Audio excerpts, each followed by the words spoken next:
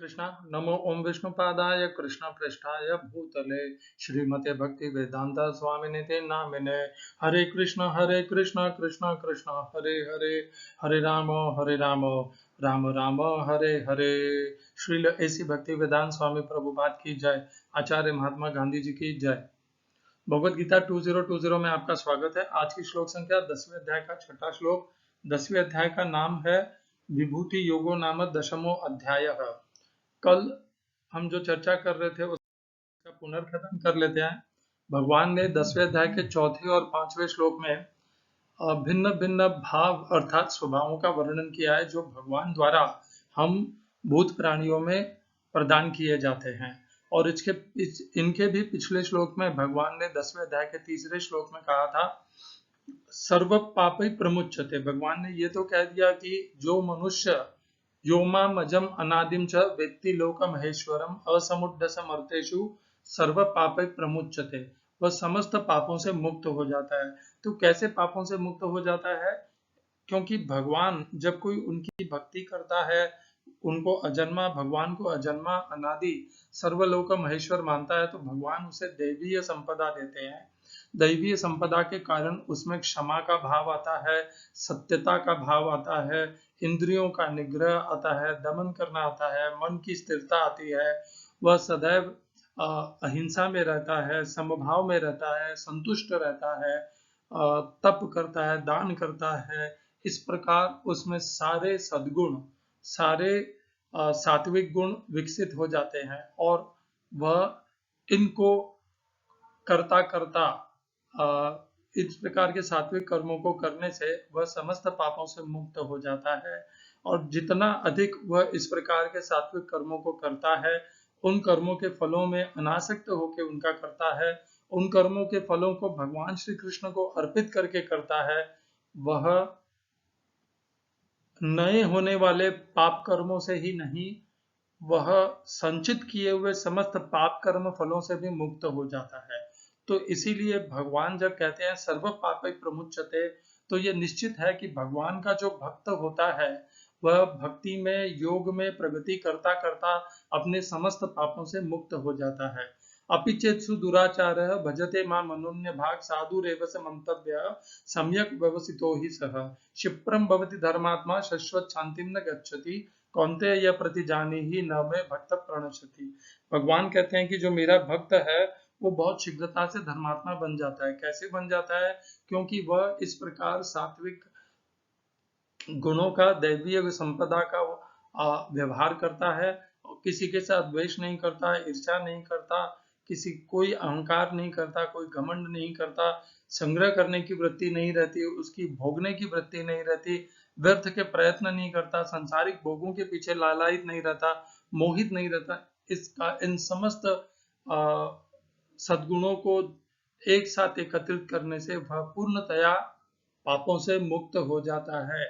तो भगवान की भक्ति में हमने देखा है कि कैसे मोहनदास करमचंद गांधी महात्मा गांधी बन गए, कैसे अभय चरण ऐसी भक्ति वेदांत स्वामी प्रभुपाद बन गए। इस प्रकार मनुष्य परिवर्तित हो जाता है भक्ति के तीव्रता से, भक्ति की वृद्धि से और योग की वृद्धि से। और यह हमने हमारे समक्ष जो उदाहरण है, ये नहीं कहता कि सभी हो जाते हैं, कुछ कुछ अनुपात में तो हम सभी होते हैं। आप भी हुए ही होंगे। आप पहले जैसे थे सांसारिक, जितने आपके अंदर उग्रता थी, जितनी बाकी मोहिनी वृत्तियां थी, प्रकृति थी, आज वह कम हो गई होंगे। मुझ में भी वैसा ही मैं देखता हूं कि जो पहले का जो आसुरी राक्षसी स्वभाव था वह पहले से थोड़ा कम हुआ है। यह नहीं कह सकता कि आज मैं दैवीय संपदा को प्राप्त हो गया हूं, परंतु राक्षसीय संपदा थोड़ी कम तो हुई है। तो यह सब मेरा किया हुआ नहीं है, यह सब भगवान की कृपा है, भगवान की दया है कि वे उनकी भक्ति करने वाले, जो भी उनकी भक्ति के तरफ आता भी है, वह उनके ऊपर उदारता पूर्वक सद्गुणों की वर्षा कर देते हैं। तो इस प्रकार भगवान ने बताया 10वें अध्याय के चौथे और 5वें श्लोक में कि भगवान ही हमारे अंदर समस्त भावों को उत्पन्न करते हैं, सकारात्मक भी और नकारात्मक भी। जब हम ऐसा सोचते हैं कि ये मैं नहीं कर पाऊंगा, यह मुझसे नहीं होगा, यह तो मैं करूंगा ही नहीं, ये तो मुझे चाहिए ही है, ये तो मैं पाकर ही रहूंगा, और ये तो मैं भोग करके ही रहूंगा, ये तो मुझे मेरा ही होना चाहिए और किसी का नहीं हो सकता, ये सारे जो भाव हैं, ये सारे भाव भगवान की मोहिनी प्रकृति के हैं, ये भी भगवान ही देते हैं। तो देखिए, माता कैकेयी जब तक भगवान राम का राज्याभिषेक नहीं हो रहा था, उसके पहले माता के रूप में थी, और उस समय भगवान ने उनके जो भावों को परिवर्तित किया, तो वह राज के मोह में आ गई, अंधकार में आ गई, अज्ञान में आ गई, और वह यह भी नहीं समझ पाई कि उनके स्वयं का पुत्र भरत क्या चाहता है। उन्होंने अपने मन से उस अ, अपनी दासी के द्वारा, मंथरा के द्वारा सिखाए हुए पाठ को मान करके उन्होंने यह पूरा कांड कर डाला, और उस कांड का बोझ पूरे रघुकुल के ऊपर पड़ा। तो ये क्षणिक जो हुआ था, उसके बाद वह पुनः क्षमावान भी हो गई। उन्होंने जब अपने पुत्र का त्याग देखा, उन्होंने अपने पुत्र का भगवान राम के प्रति समर्पण देखा, तब वह पिघल गई, बदल गई। उन्होंने क्षमा भी मांगी भगवान राम से। तो वो जो क्षण भर का उनका जो स्वभाव था, वह भगवान के द्वारा दिया गया था। और चूंकि उनके आसपास सब सात्विक पुरुष थे, कोई भी उनकी राग अलापने के लिए नहीं था, वे अकेली पड़ गई। उन्हें अपने अज्ञान का बोध हुआ, वे पुनः ज्ञान को प्राप्त हुई, उनका मोह जाता रहा, वे असम्मोहित हुई और उन्होंने क्षमा मांग ली। ये हमारे साथ भी होता है। हम भी अपने जीवन में अचानक ही किसी से वैर बांध लेते हैं, और कुछ क्षणों बाद जब वह व्यक्ति हमारे साथ अच्छा व्यवहार करता ही रहता है, तो हम स्वयं को ही विचार करने लगते हैं कि मैं क्यों इसके प्रति इतना उग्र और उद्विग्न रहता हूँ, जबकि ये सदैव मेरे प्रति कृपा और दया और सेवा का भाव रखता है। ये हमारे साथ भी अनेकों बार हुआ है। हम किसी के प्रति व्यर्थ ही उद्विग्न हो जाते हैं, और कभी कभी अत्यंत उदार होकर के जो विश्वास के पात्र नहीं है, उनके ऊपर भी विश्वास कर बैठते हैं और फिर विश्वासघात प्राप्त करते हैं। ये सब हमारे जो स्वभाव हैं, सकारात्मक और नकारात्मक, ये भगवान हमें प्रदान करते हैं, उसी अनुसार जिस अनुसार हमें अपने कर्म फलों को भोगना है। तो इन दो श्लोकों में भगवान ने बता दिया कि मनुष्यों में जो भी भाव होते हैं, स्वभाव होते हैं, वे क्षणिक होते हैं, परिवर्तनशील होते हैं, अनित्य होते हैं। ये हमारी क्षमता और योग्यता में है, आत्मशक्ति में है कि हम इन्हें परिवर्तित कर सकें, हम स्वयं का कल्याण कर सकें, हम इनके वश में न आए और अपने आप को धर्म के मार्ग पर ले जा सकें। ये हमें धर्म के मार्ग पर ले जाने को जाने से रोकते हैं। जैसे रानी कैकेयी को भी धर्म के मार्ग पर चलने से उनके अहंकार ने, उनके मोह ने, उनके भोगने की वृत्ति से, राज के लालच ने, लोभ ने रोक लिया था। इसी प्रकार यह हमें भी रोकते हैं। हमें इनके वश में नहीं आना चाहिए। इंद्रियसार्थौ राग द्वेषौ व्यवस्थितौ तयोर्न वशमागच्छेत् तौ यस्य परिपन्थिनौ। ये हमारे जीवन के सबसे बड़े शत्रु हैं, सबसे बड़े अवरोधक हैं। इनके वश में नहीं आना चाहिए। इंद्रियों और इंद्रियों के विषयों के बीच में राग और द्वेष है, इनके वश में कभी नहीं आना चाहिए। तो भगवान ने चौथे और पांचवें श्लोक में ये बता दिया कि जो भी हमारे भाव होते हैं, ये सब भगवान के द्वारा प्रदान किए जाते हैं। अब भगवान हमें आज के श्लोक में क्या बताएंगे? आज 10वें अध्याय का छठा श्लोक। भगवान कहते हैं, महर्षय सप्त पूर्वे चत्वारो मनवस्तथा मद्भावा मानसा जाता येषाम लोक इमा प्रजा। हिंदी अनुवाद गीता यथारूप श्रील प्रभुपाद। सप्तर्षि गण तथा उनसे भी पूर्व 4 अन्य महर्षि एवं सारे मनु मानव जाति के पूर्वज सब मेरे मन से उत्पन्न है, और विभिन्न लोकों में निवास करने वाले सारे जीव उनसे अवतरित होते हैं। English translation Gita as it is Swami Prabhupada, the 7 great sages and before them the 4 other great sages and the Manus, progenitors of mankind, are born out of my mind, and all creatures in these planets descend from them. श्लोक में प्रयोग किए गए संस्कृत शब्दों के अर्थ हैं महर्षय, महर्षि गण सप्त सात पूर्वे पूर्व काल में चत चार चत्वारः चार मनवः मनुगण तथा भी दूसरी पंक्ति मत मदभावा मुझसे उत्पन्न मानसा मन से जाता है उत्पन्न येषाम जिनकी लोक संसार में इमाफ ये सब प्रजा संताने जीव हैं। इस श्लोक में प्रयोग किए गए संस्कृत शब्दों के अर्थ हैं नहीं, इस श्लोक का तात्पर्य गीता यथारूप स्वामी प्रभुपाद के द्वारा भगवान यहाँ पर ब्रह्मांड की प्रजा का आनुवंशिक वर्णन कर रहे हैं। ब्रह्मा परमेश्वर की शक्ति से उत्पन्न आदि जीव हैं जिन्हें हिरण्यगर्भ कहा जाता है। ब्रह्मा से 7 महर्षि तथा इनसे भी पूर्व 4 महर्षि सनक सनंदन सनातन तथा सनंत कुमार एवं सारे मनु प्रकट हुए। ये 25 महान ऋषि ब्रह्मांड के समस्त जीवों के धर्म पथ प्रदर्शक कहलाते हैं। असंख्य ब्रह्मांड है और प्रत्येक ब्रह्मांड में असंख्य लोक हैं और प्रत्येक लोक में नाना योनियां निवास करती हैं। ये सब इन्हीं 25 प्रजापतियों से उत्पन्न है। कृष्ण की कृपा से 1000 दिव्य वर्षों तक तपस्या करने के बाद ब्रह्मा को सृष्टि करने का ज्ञान प्राप्त हुआ। तब ब्रह्मा से सनक सनंदन सनातन तथा सनत कुमार उत्पन्न हुए। उनके बाद रुद्र तथा सप्तर्षि और इस प्रकार फिर भगवान की शक्ति से सभी ब्राह्मणों तथा क्षत्रियों का जन्म हुआ। ब्रह्मा को पितामह कहा जाता है और कृष्ण को प्रपितामह पितामह का पिता। इसका उल्लेख भगवद गीता के 11वें अध्याय 11.39 में किया गया है। ओम अज्ञानतिमिरन्धस्य ज्ञानाञ्जनशलाकया चक्षुरुन्मीलितं येन तस्मै श्री गुरुवे नमः। एकं शास्त्रं देवकीपुत्र गीतम् एको देवो देवकीपुत्र एव एको मन्त्रस्तस्य नामानि यानि कर्माप्येकं तस्य देवस्य सेवा। हरे कृष्णा। महर्षि गण सप्त 7 और पहले के 4 सनत सनंदन जो 4 सनत कुमार और 14 मनु, तो इस प्रकार 7 और 4 11 और 14 मनु मिलाकर के 25, तो 25 सृष्टि के प्रारंभकर्ता के रूप में 25 इन महा कारणों का वर्णन किया गया। ये सब भगवान ने कहा मद भावा मुझसे मेरे कृपा से, भावा यहाँ पर शब्द मुझसे उत्पन्न, मानसा मन से जाता है उत्पन्न होते हैं और उन्हीं की ये सारी प्रजा है।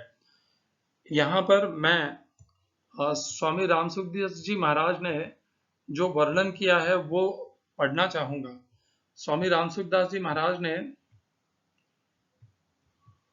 पहले तो 7 ऋषिगणों का नाम बताया है जो दीर्घ आयु वाले मंत्रों को प्रकट करने वाले, ऐश्वर्यवान, दिव्य दृष्टि वाले, गुण विद्या आदि से वृद्ध, धर्म का साक्षात्कार करने वाले और गोत्रों के प्रवर्तक हैं। ऐसे 7 गुणों से युक्त ऋषि सप्तर्षि कहे जाते हैं। मरीचि, अंगिरा, अत्रि, पुलस्त्य, पुलह, क्रतु और वशिष्ठ, ये 7 ऋषि उपर्युक्त 7 ही गुणों से युक्त हैं। ये 7 ही वेदवेत्ता हैं, वेदों के आचार्य माने गए हैं, प्रवृत्ति धर्म का संचालन करने वाले हैं और प्रजापति के कार्य में नियुक्त किए गए हैं। इन्हीं 7 ऋषियों को यहाँ महर्षि कहा गया है। चत्वारः सनक सनंदन सनातन और सनत कुमार, ये चारों ही ब्रह्मा जी के तप करने पर सबसे पहले प्रकट हुए हैं। ये चारों भगवत स्वरूप हैं। सबसे पहले प्रकट होने पर भी ये चारों सदा 5 वर्ष की अवस्था वाले बालक रूप में ही रहते हैं। ये तीनों लोकों में भक्ति, ज्ञान और वैराग्य का प्रचार करते हुए घूमते रहते हैं। इनकी वाणी से सदा हरि ही शरणम का उच्चारण होता रहता है। ये भगवत कथा के बहुत प्रेमी हैं। अतः इन चारों में से एक वक्ता और 3 श्रोता बनकर भगवत कथा करते और सुनते रहते हैं। मनवः तथा ब्रह्मा जी के एक दिन कल्प में 14 मनु होते हैं। ब्रह्मा जी के वर्तमान कल्प के स्वयंभू, स्वरोचिष, उत्तम, तामस, रेवत, चाक्षुष, वैवस्वत, सावर्णी, दक्षसावर्णी, ब्रह्म सावर्णी, धर्म सावर्णी, रुद्र सावर्णी, देव सावर्णी और इंद्र सावर्णी नाम वाले 14 मनु हैं। ये सभी ब्रह्मा जी की आज्ञा से सृष्टि के उत्पादक और प्रवर्तक हैं। मानसा जाता मात्र सृष्टि भगवान के संकल्प से पैदा होती है, परंतु यहाँ सप्तर्षि आदि को भगवान के मन से पैदा हुआ कहा है। इसका कारण यह है कि सृष्टि का विस्तार करने वाले होने से सृष्टि में इनकी प्रधानता है।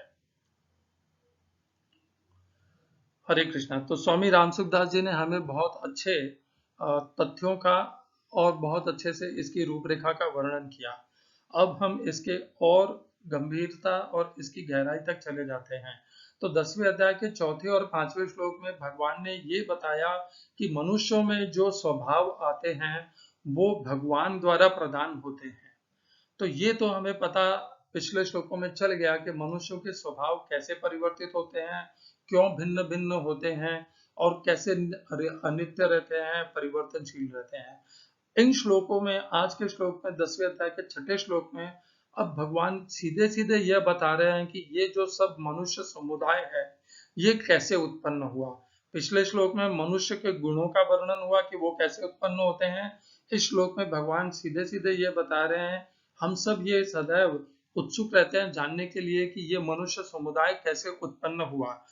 डार्विन थियरी के अनुसार तो मनुष्य बंदरों से उत्पन्न हुआ, परंतु डार्विन थियरी झूठी, काल्पनिक और एक छलावा है, एक कपट है जो एक साइंटिस्ट ने अपने फायदे, लोभ और मान प्रतिष्ठा के लिए स्थापित कर दी। वास्तव में मनुष्य कोई बंदर से या वानर से उन्नत होकर के उत्पन्न नहीं हुआ है। मनुष्य प्रारंभ से ही मनुष्य के रूप में ही है। इस भगवत गीता के माध्यम से हमें यह पता चलता है कि डार्विन थियरी पूर्णतया झूठी, कपट, जालसाज है और कुछ नहीं है। यहाँ तक कि विदेशों के बहुत से साइंटिस्ट तो इस बात को मानते भी हैं कि डार्विन थियरी झूठ, छल, कपट और छलावा है, वे भी मानते हैं। परंतु फिर भी डार्विन थियरी हमारे शैक्षणिक संस्थाओं में सिखाई जाती है। आप इस श्लोक में ध्यान से देखेंगे तो भगवान कहते हैं, भगवान ने पूरे इस संसार की उत्पत्ति का वर्णन किया है। तो यहाँ पर इस एक ही श्लोक में भगवान ने पूरी सृष्टि की श्रृंखला बता दी कि कैसे होती है। तो हम सब आज तक यही जानते हैं कि ब्रह्मा जी के द्वारा इस सृष्टि का निर्माण होता है। ये सच भी है, ये सत्य भी है। यह नहीं कहना चाह रहे भगवान यहाँ पर कि भगवान ब्रह्मा जी के द्वारा यह नहीं होता है, परंतु ब्रह्मा जी के भी पीछे जो आश्रय है, जो आशय है, ब्रह्मा जी को जो शक्ति प्रदान करने वाले हैं, वे स्वयं भगवान श्री कृष्ण है। तो देखिए, ब्रह्मा जी भगवान की नाभि से जो कमल उगता है उस पर विराजमान होके ब्रह्मा जी की उत्पत्ति होती है। और ब्रह्मा जी से फिर सबसे पहले 4 कुमार अर्थात सनत, सनंदन, सनत कुमार ये उत्पन्न होते हैं। सनत, सनंदन, सनातन और सनत कुमार। और ये चारों जब ब्रह्मा जी को ठेंगा दिखा देते हैं कि हम सृष्टि की प्रगति और वृद्धि के लिए अपने जीवन को व्यर्थ नहीं करेंगे, हम भगवान श्री हरि की भक्ति को और ब्रह्म संन्यास और ब्रह्मचर्य को नहीं त्यागेंगे, तब ब्रह्मा जी पुनः दूसरी और रचना करने में लग जाते हैं। और भगवान और ब्रह्मा जी की सहायता, ब्रह्मा जी फिर 14 मनुओं को उत्पन्न करते हैं और 7 महर्षि गणों को भी उत्पन्न होते हैं। ये सब ब्रह्मा जी से उत्पन्न हुए हैं। भगवान इस श्लोक में कहते हैं कि ये सब मुझसे उत्पन्न हुए हैं। क्यों कहा भगवान ने? देखिए, ब्रह्मा जी अपने आप उत्पन्न नहीं करते हैं। 2 प्रकार की सृष्टि होती है, एक होती है सर्ग और एक विसर्ग। सर्ग वह होता है जो भगवान श्री कृष्ण जिसे उत्पन्न करते हैं, जो भगवान की अपराशक्ति है और पराशक्ति है, और जो ब्रह्मा जी हैं ये समस्त भगवान के सर्ग हैं। भूमि आप अनल वायु खम मनो बुद्धि रेव च अहंकारम इत्ययम में भिन्ना प्रकृति रष्टदा। तो ये भगवान की अपरा प्रकृति है, ये भी सर्ग है। और जीव भूतम महाबाहो यदम धार्यते जगत, ये भी जीव भी भगवान की परा प्रकृति है, यह भी भगवान से ही उत्पन्न होता है। और ब्रह्मा जी स्वयं भगवान से उत्पन्न होते हैं। तो ये जो कुछ भी भगवान से उत्पन्न होते हैं या भगवान की शक्ति है, ये सब सर्ग कहे जाते हैं। और इन सर्ग के द्वारा या सर्ग के मिश्रण से जो कुछ भी उत्पन्न होता है, ब्रह्मा जी के द्वारा बनाया जाता है, उसे विसर्ग कहते हैं। तो सर्ग के निर्माण करता है भगवान श्री कृष्ण और विसर्ग के निर्माण करता है ब्रह्मा जी। परंतु विसर्ग का जो निर्माण होता है वह सर्ग पर आधारित है। विसर्ग अपने आप में उसकी कोई शक्ति नहीं है, कोई योग्यता नहीं है, उसमें कोई भी ऐसी प्रभाव नहीं है कि वह अपने आप सृष्टि का सृजन कर सके। विसर्ग पूर्णतया सर्ग पर आधारित है सृष्टि का विस्तार और वृद्धि करने के लिए। इसीलिए भगवान इस श्लोक में कहते हैं ये सब मेरे मन से, मेरे द्वारा भगवान ही ब्रह्मा जी को प्रेरणा देते हैं कि तुम इस सृष्टि का विस्तार करो, सृष्टि का सृजन करो। इसीलिए भगवान कहते हैं ये सब मेरे मन से, क्योंकि भगवान ही, श्री कृष्ण ही ब्रह्मा जी के मन में इस बीज का बीजारोपण करते हैं सृष्टि का, सृष्टि के सृजन का, और तभी ब्रह्मा जी अपने मन से इन सब की उत्पत्ति करते हैं। तो एक तो है भगवत गीता जिसमें पूर्ण प्रारंभ से ही मनुष्य की उत्पत्ति ब्रह्मा जी के द्वारा, मनु के द्वारा, सप्तर्षि के द्वारा बताई गई है। और एक है वह मूर्ख साइंटिस्ट जो कहता है कि मनुष्य पहले बंदर थे, वानर थे, और वहां से डार्विन थियरी के अनुसार बदलते बदलते सुधरते सुधरते मनुष्य वानर मनुष्य बन गए। ऐसा है नहीं। यहाँ पर मनुष्य की उत्पत्ति ब्रह्मा जी से, उनका पूरा परंपरा, श्रृंखला, सब कुछ इस श्लोक में प्रदान कर दी है भगवान ने। इस श्लोक को हम और एक श्लोक से जोड़ के देखते हैं। श्लोक विभिन्न प्रकार का, फिर भी इसकी समझ हमें थोड़ी सी मिलेगी। 15वें अध्याय के 7वें श्लोक में भगवान कहते हैं ममी वांशो जीव लोके जीव भूतस सनातनः।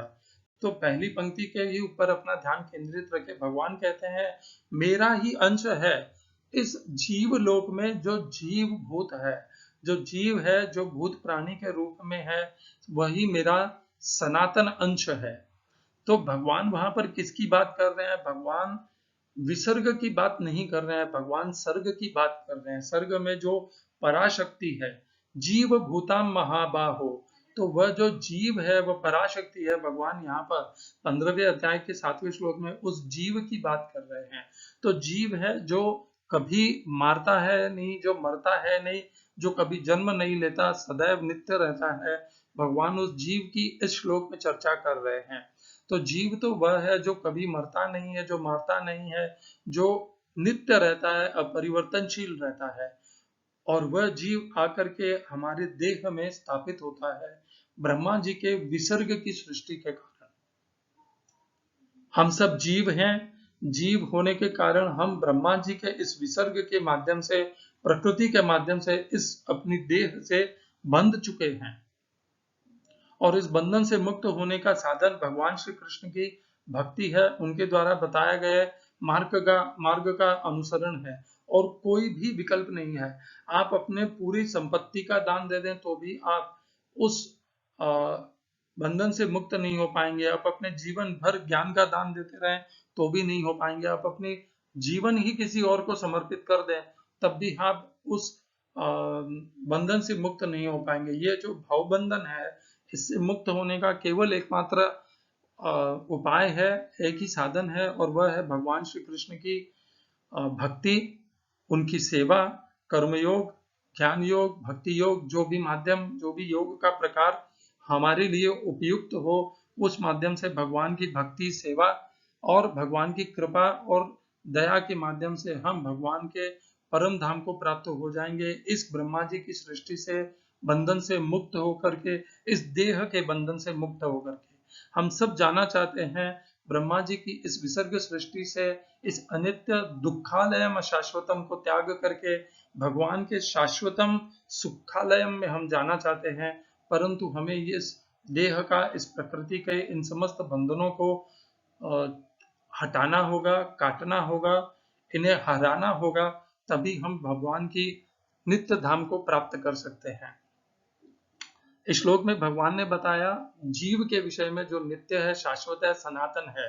और 10वें अध्याय के 6ठे श्लोक में भगवान जिसका वर्णन कर रहे हैं वह तो नाशवान है, अनित्य है, परिवर्तनशील है।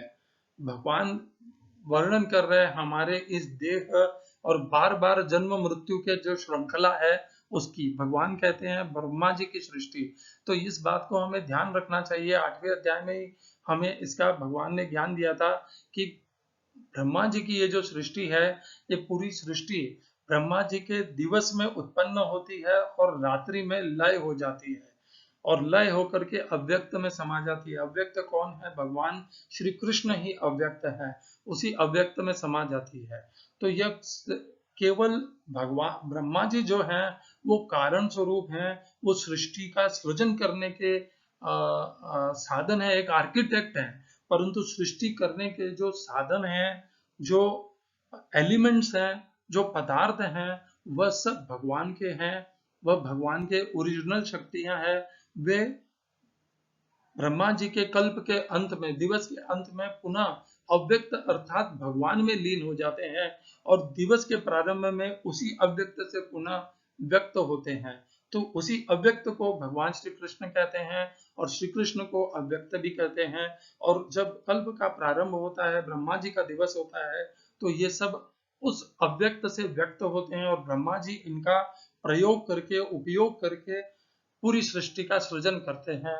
और जब कल्प का अंत अर्थात दिवस की समाप्ति होती है ब्रह्मा जी की, तो पुनः ये सब जो कुछ भी ब्रह्मा जी ने सृजन किया था, इसके पदार्थ क्षय होकर के पुनः उसी अव्यक्त में समा जाते हैं। ऐसा नहीं कहा गया कि वे ब्रह्मा जी में समा जाते हैं। स्पष्ट कहा गया है 8वें अध्याय में कि वे अव्यक्त में समा जाते हैं। अव्यक्ताद व्यक्त सर्वाः प्रभवन्ते हरागमे रात्रगमे प्रलीयन्ते अव्यक्ताद व्यक्त संगते। ब्रह्मा जी का रोल, ब्रह्मा जी की क्रिया कर्म इतना ही है कि वे एक आर्किटेक्ट के जैसे इन सब का सृजन करते हैं। सृजन करने में जो पदार्थ लगते हैं, वे भगवान श्री कृष्ण से ही प्राप्त होते हैं और उन्हीं में लय होते हैं। इसीलिए भगवान यह कहने के अधिकारी हैं कि ये जो कुछ भी सप्त ऋषि हैं, क्योंकि सप्त ऋषि में जो भी पदार्थ है वो भगवान से उत्पन्न हुए हैं, और जो चार कुमार हैं, वे भी सृजन उनका भले आर्किटेक्ट ब्रह्मा जी हो, परंतु पदार्थ सब कुछ भगवान है और भगवान के पदार्थ हैं। और उसी प्रकार मनु में भी, 14 मनु में भी, और स्वयं ब्रह्मा जी में जो सृष्टि का सृजन करने का जो मन आया था, विचार आया था, जो उनकी प्रेरणा हुई थी, वह उस प्रेरणा का भी उद्गम स्तोत्र स्रोत, ये मैं हमेशा ही पगला जाता हूं जब ये स्रोत और स्तोत्र आता है, तो मुझे समझ में नहीं आता। खैर जो भी है, उसका कारण भी भगवान श्री कृष्ण है। इसीलिए भगवान ने कह दिया कि ये जो कुछ भी 25 हैं जिनसे ये पूरी सृष्टि का निर्माण हुआ है, ये सब मुझसे ही उत्पन्न है, मेरे ही मन से उत्पन्न है। क्योंकि कड़ी से हम देखेंगे तो ये ब्रह्मा जी के मन से उत्पन्न है, और ब्रह्मा जी के मन में प्रेरणा भगवान श्री कृष्ण ने दी है। तो इस श्लोक में हमें यह पता चला कि इस सृष्टि में जो मनुष्य समुदाय है, इसकी उत्पत्ति की श्रृंखला क्या है, कैसे यह उत्पत्ति हुई। और इसके पिछले श्लोक में हमने देखा कि मनुष्यों में जो स्वभाव है, जो भिन्न भिन्न भाव है, ये कैसे भगवान के द्वारा प्रदान किए जाते हैं। तो भगवान ने इन 2 श्लोकों में हमें बहुत कुछ सिखा दिया है। हरे कृष्णा। श्रील ऐसी भक्ति वेदांत स्वामी प्रभुपाद की जय। आचार्य महात्मा गांधी जी की जय।